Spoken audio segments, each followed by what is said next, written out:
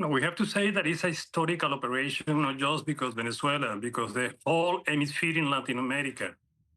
It's no precedent in Latin America that you have a regime which is a regime which had the power to kidnap the state, to disassemble the whole institution, is the transition from a failed criminal state to democracy restoration. So it's not, again, it's a historical move. That represents a real change in the international public order. And it is a new interpretation about the concept of enforcement law. We have to distinguish between an act of war, which is was not an act of war, it was an act of enforcement in order to get capture criminal organization which had been headed by Nicolas Maduro in Venezuela.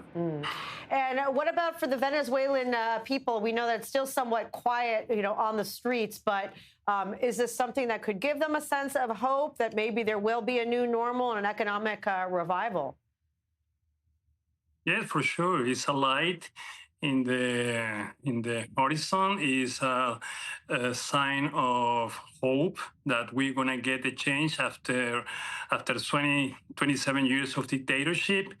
Of course, we have some kind of cross feeling in relation how it's gonna be the transition in Venezuela, but the big step, the big decision had been done, and it is the intervention of the international allied as United States in order to step down a criminal leader in Venezuela. It's a sign of light. It's a sign of hope. It's a sign of get back home. Right. Also, President Trump saying that he will run things there until there's such a peaceful transition. Do you have faith in this actually coming to pass and a peaceful transition eventually? Listen, we have not to take literal in a literal way this kind of expression.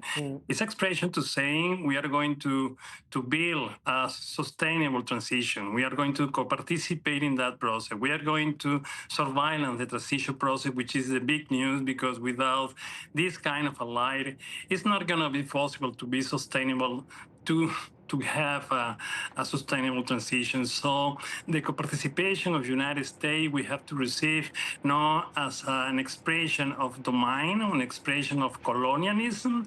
It's an expression to help, to support, and to sweep out the criminal support that Maduro had in Venezuela against not just Venezuela, against the whole hemisphere, against United States, and against the whole planet.